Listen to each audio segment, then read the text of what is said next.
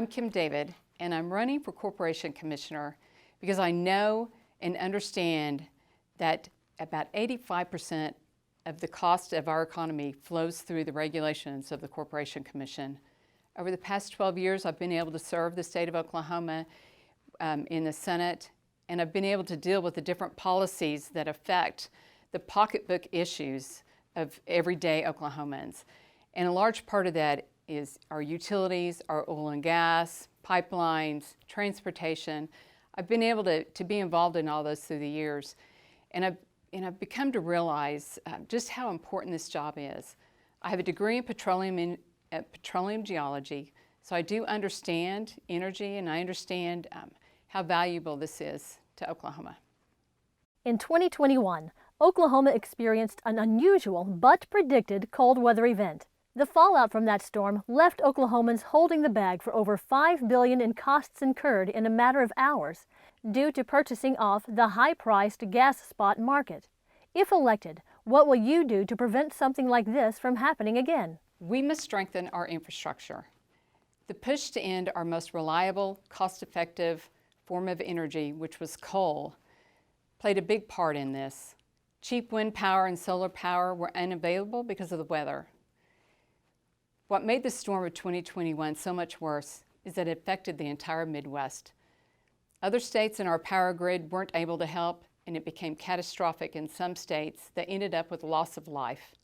Here in Oklahoma, many of our businesses closed their doors to help ensure that we could prioritize energy and power to our residential areas.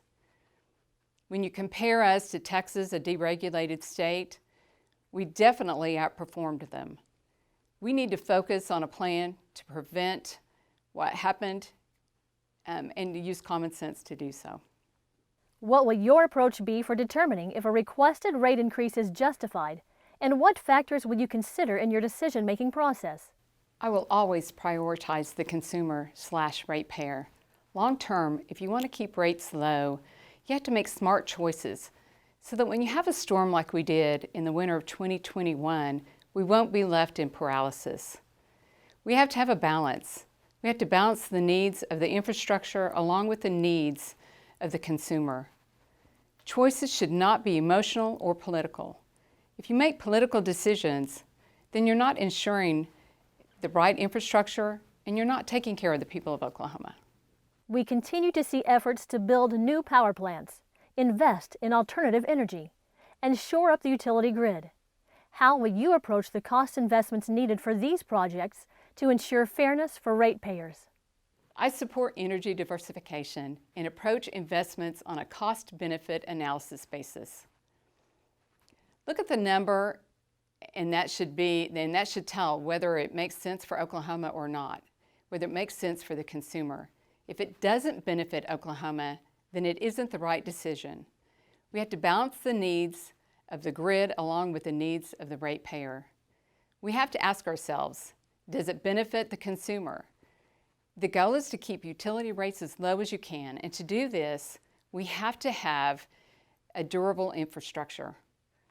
Just like we invest in roads and highways and bridges for safety and efficiency, the power grid is the same.